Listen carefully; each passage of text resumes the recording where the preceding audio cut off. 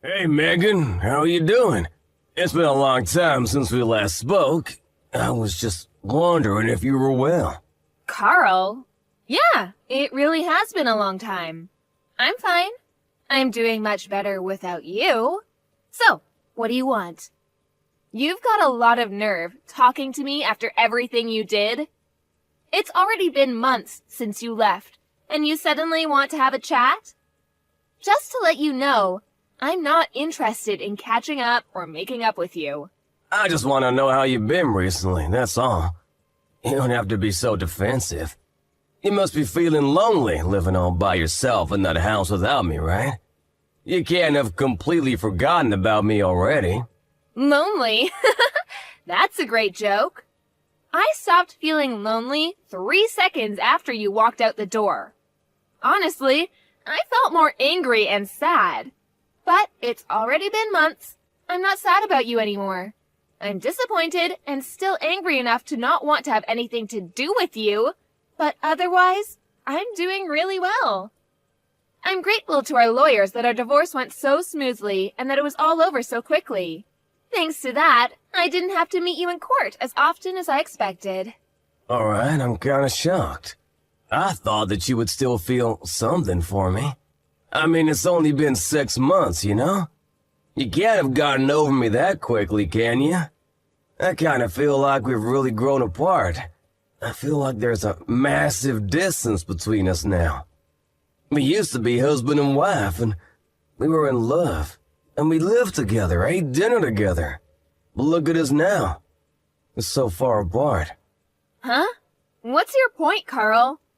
I told you that I'm not interested in talking to you. That includes getting nostalgic about how things used to be. And what do you expect? I don't know where you're living right now, but of course we're far apart. Physically and emotionally. We're divorced, and we're never going to see each other ever again. We're complete strangers now. You're no different to any stranger I pass on the street. The difference between you and a stranger is that I would rather have a conversation with any random person rather than speak with you. Megan, don't be so cold. You don't have to be so harsh towards me. I used to be your husband. The key words are used to be. That was until you won the lottery and suddenly started acting like you were better than me. Yeah, it was a lot of money, but I don't understand how you could have changed so much in just a matter of hours. You threw me away on the day you won that lottery, and you're telling me that I'm being cold? I don't have anything to say, and I have no intention of being kind to an idiot like you. Trust me, I feel really bad for what I did. I know I've been an idiot. That's why I messaged you today. I did something terrible, but I wish you could just talk to me. I'm really sorry. I hurt your feelings. I thought about what I did since then, and I've reflected on my actions. I regret ever doing something so stupid and impulsive. I should have been more rational when we were talking about the winnings, and shouldn't have reacted like that. No, I should have listened to what you said more carefully. You were being so reasonable about what to do with the money, and I wrecked our marriage because I was so selfish. I regret all of that and more. The fact that you're saying that now means you're in the situation I predicted you'd end up in all those months ago, right? I hate to rub it in, but I told you so. I can't believe it took you so long to realize how wrong you were. I could see it coming from a mile away, but I guess you just had to experience it firsthand. I know, I was stupid and I'm sorry. I finally realized that you warned me that this would happen for my sake. I was too blinded by the money to understand that you were only thinking of me. I wish I could go back in time and change everything, but I can't. I was so stupid and I regret it all. Yeah, you were so stupid. And horrible, too. I get that winning $3 million was a big deal.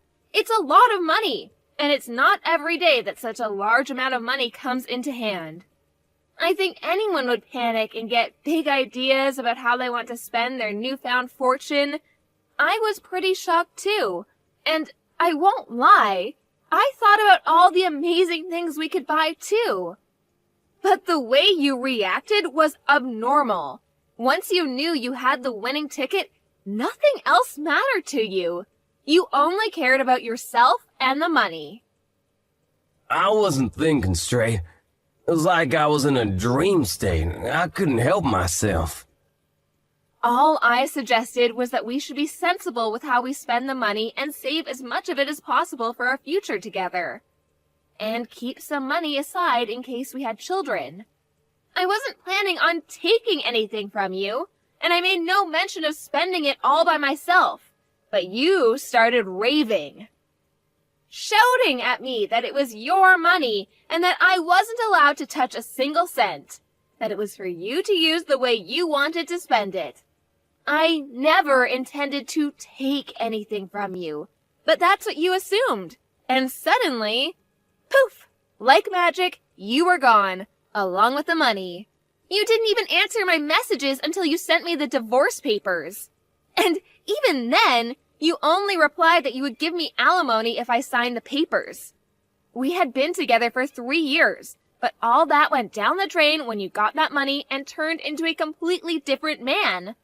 For weeks, I wondered what those 3 years were, if they meant nothing to you. After I stopped being sad, I realized that I had already wasted 3 years, and that I shouldn't waste any more time trying to make sense of what you did. I know. I was completely at fault. But it was $3 million. Neither of us had even had a tenth of that amount in our banks at one time. You can imagine why I went so crazy, can't you? Yeah, it's a lot of money, but that doesn't excuse your behavior.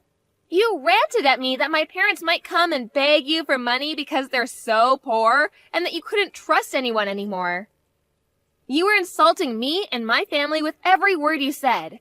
Because you had all this money, you had this ridiculous idea that you were better than all of us.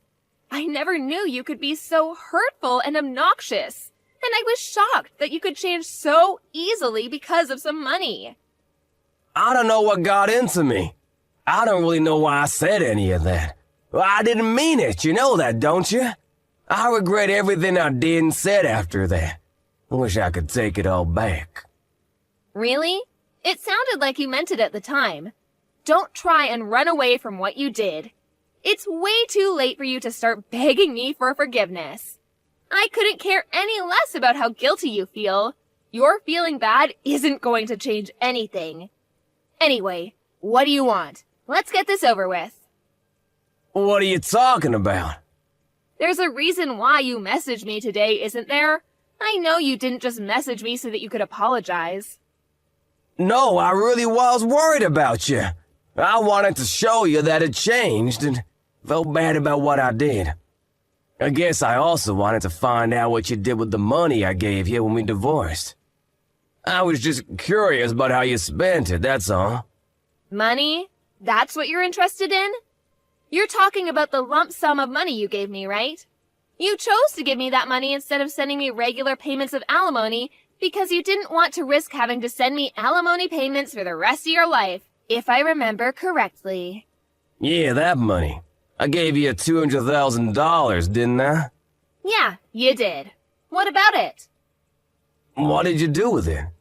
It's my money, so what does it matter what I did with it? I don't think it's any of your business how I spent it. It's not like you set any conditions for how I spend it when the amount was decided in court. Yeah, but it was my money to begin with. I think I have a right to know what you've done with it and decide what you do with it regardless of what was decided in court. And if you have any left, I was wondering if you could return it. Since you're so smart when it comes to money, I was hoping you still have a lot left. No way. You can't seriously be asking for it back. Of course I'm not giving it back. It may have been yours when you had it, but it became mine when you paid it to me as compensation. Do you understand the meaning of the word compensate? You're the one that suddenly asked for a divorce, so I was owed alimony. But you didn't want to pay that, and I didn't want to keep on having to meet you in court, so I settled for that money you gave me. I don't have any obligation to return that money to you. That money was owed to me, and it's mine. Yeah, it was compensation, but I only gave you a lot of money because I had a lot of my own money at the time. But I'm having trouble right now, and I need some money. It would be great if you could give it back. To be honest, it's my money, so I shouldn't even have to ask you. What do you mean by trouble? I got married after we divorced. Oh, so the rumors I heard were true. Congratulations! I heard that you married someone. So, how did that turn out for you? She ran away with all of my money. I never should have married her. What? All of it? Yeah, can you believe it? It was $3 million, so I thought that I didn't have to worry about anything for the rest of my life. I thought I could live like a celebrity. So I resigned from my job and had a house built for me and my new wife. We filled it with designer furniture and everything. We even had a pool put in. We were living the perfect life together until one day she suddenly asked for a divorce. After the divorce was finalized, I realized that all of my money had been transferred to her bank account, and she was gone. We were divorced. My account was empty. She had disappeared. She even told her lawyers that I had been cheating on her, even though I'd never done anything like that. I'd already lost $1 million in compensation during the divorce for an affair I never had, and she took the rest of what was in my account without me even realizing it. I don't know where she is, but the last I heard, she was living in a penthouse apartment abroad. You said you never cheated on her, but she managed to win the court case? That must have meant that she had enough evidence to argue for compensation. You can try and act the victim all you like, but in the end, it was your own fault. Your own irresponsible actions brought all this upon you. Yeah, fine. She got pictures of me with another woman. But how is it fair that she gets $1 million in the divorce? It's my money. So you did cheat on her after all. You're a pathetic excuse for a husband. Yeah, all right. Say all you like. Anyway, that's not my point. I've explained why I need the money. Can you give me back the money I gave you? I need it right now. My ex-wife got the house in the divorce too, so I don't have anywhere to live. She's not even using it. She's abroad. But the woman put it out for sale. I was kicked out of my own house so that she could sell it and take more money from me. Megan, you're still living at the same place we lived in when we were married, right? Can we live together again? Excuse me? Are you asking if you can move in with me? Let's just forget about everything that happened in the past and live together. I want us to start over. I'll be a better husband this time. Even if we don't have the $3 million, I know that we can be happy together. I still love you. We can work through this together. I swear I'll make you happy this time. No way. You must be out of your mind. It's disgusting how you think you can slither your way back into my life again. We're over, and we're never getting back together. Ever. The divorce was finalized, and I'm free of you. I don't have anything else to say to you. Plus, I've already moved out of that house and sold it. I'm living somewhere else. Well, you moved out. Where are you living now? Are you still close by? I'm not giving you the details of where, but I'll tell you a bit about it. Thanks to the compensation I got from you, I was able to buy some pretty reasonable shares. I had to be patient, but it went really well. I managed to earn a profit from it. You bought shares? I never knew that you knew how to do that kind of stuff. Why didn't you tell me when I had the $3 million? We could have made an even bigger fortune. Don't be stupid, Carl. It was beginner's luck. And of course I didn't put the entire $200,000 you gave me into buying shares. I invested a reasonable amount and got lucky. Once I made a decent profit, I backed out and put all the money I made into a savings account. Right now, I'm working full-time and using the money I've saved up to live a little more luxuriously. I buy organic and I spend money on the things I love and enjoy. But I still have money saved for a rainy day. Thanks to that, I was able to get a penthouse apartment in a really lovely area. It's not filled with designer furniture, so it might not be as fancy as the place you had, but it's home. I realized early on that it was dangerous to impulse buy when you have so much money at your fingertips, so I try and only buy what I need or really want. I'm doing really well at work too, so everything's going perfectly. Smooth sailing. I was being serious when I said I was doing better without you. Honestly, I'm grateful that you won that lottery, and I'm glad you told me you wanted a divorce when you did. If you hadn't, I would have been stuck with you. You living in a penthouse apartment too? You're kidding. I never imagined that you would end up being so successful. It's only been 6 months since we divorced. But that's my money you're standing on. You and my other exes, you're both living in luxury thanks to me. It's money we were owed. I don't know what to say about that money she took from your account, except maybe that it was just karma coming around to bite you in the ass. By the way, how much money do you have saved right now? About $200? You can't be serious. You're turning 36 this year, aren't you? You don't have a place to live, you're unemployed, and you only have $200 saved? I would sympathize, but I know that it's all your own fault. What are you planning to do from now on? I was just kicked out of my own house last week. I haven't been able to find a job yet. I thought that I could sell the house, but my other ex got it in the divorce. So I don't have anything worth selling. I already failed one job interview, and I didn't know what else to do, so I decided to message you, hoping that you could help me. What about your parents? Why don't you ask them to let you stay with them while you find a place of your own? And a job.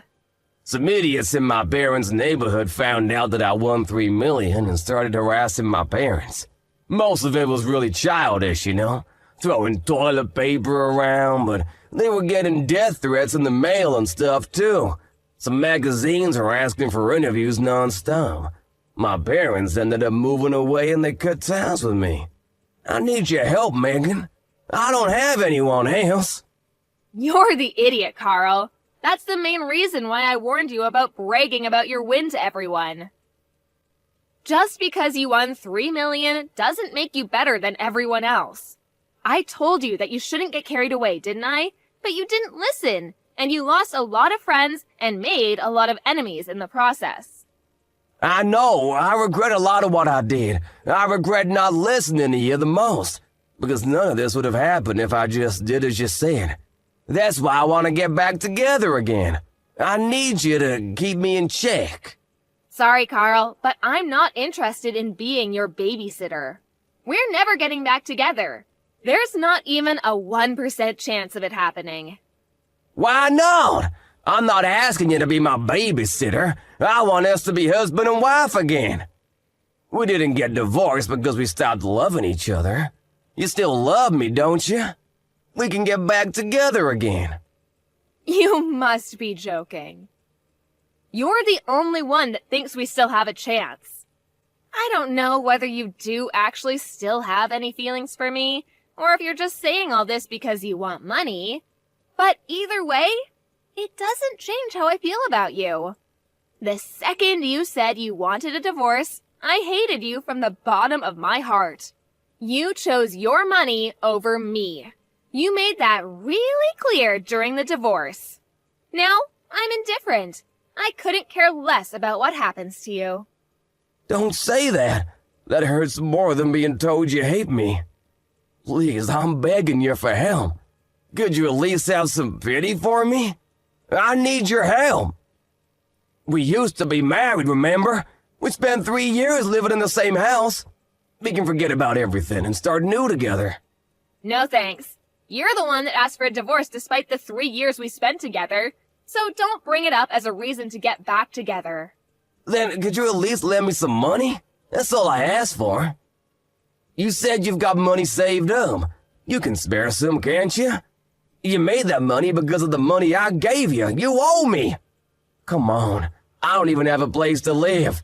I'm begging you, Megan. Help me out. I don't have anyone else to turn to. I don't have any obligation to help you. You won $3 million and you told me that you didn't trust me with your money, saying that I might waste it all on shopping sprees. Only God knows where you got the idea that I would do that.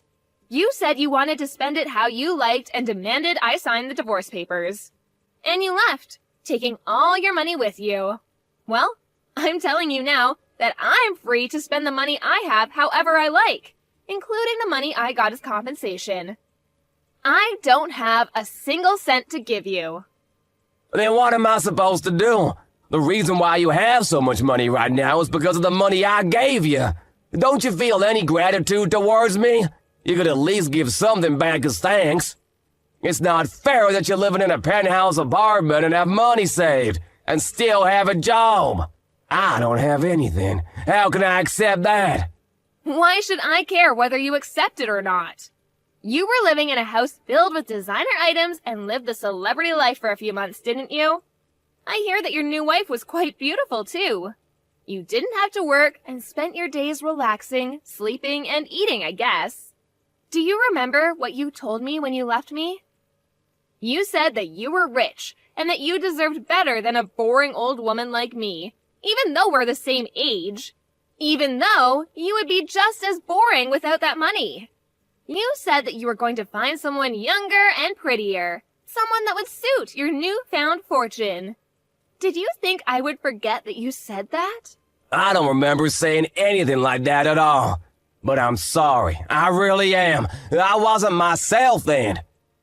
I didn't think that at all. I've never thought anything like that. You didn't think I was being serious, did you? Ever since we got divorced, I've been thinking about you. I just want to get back together. I realized after spending a few months living with my other wife that the only one for me was you. I need you, Megan. Really? You need me? Thanks. I'm so flattered. Is that all you have to say? I'm begging you here. Just listen to what I have to say, please. Can't you be a little interested just for a minute? I just need $1,000, that's all. I won't ask for any more than that. I'll pay you back. Megan, are you listening to me?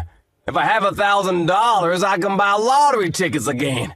I'll win a fortune, and I'll be able to give you all the money you want. You've got to be kidding. I guess it's true that money drives people crazy. You hear a lot in the news about how people spent their winnings on something ridiculous, but I think you've outdone all of them. I've never heard of anyone that had to beg their ex for money to bet their chances on a second win.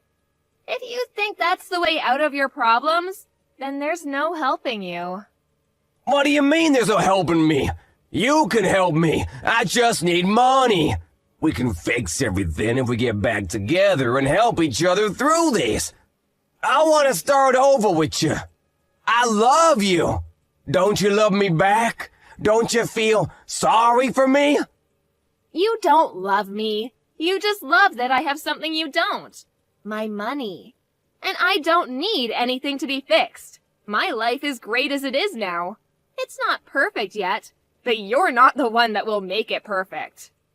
You need to learn to fix your behavior and fix your problems yourself. Don't bother me anymore. I do love you. I only have you. Give me back my money. It's not yours. I made this money because of the decisions I made. You lost yours because of the decisions you didn't think through. Don't ever message or call me ever again. You asshole. Let me give you the same parting gift you gave me. I deserve better than a boring old man like you. I'm going to find someone that loves me and live happily ever after without you. I'll be blocking your number, so don't try and contact me. Goodbye.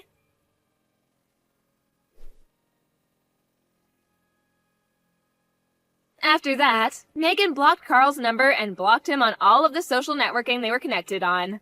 Megan was able to forget about Carl pretty easily and was enjoying her peaceful life without him. She was living her ideal life, focusing on her career and coming home to the apartment she had taken care to furnish with things she loved. Carl, however, had used up what remained of his savings and still couldn't pass an interview because of his obvious lack of work ethic.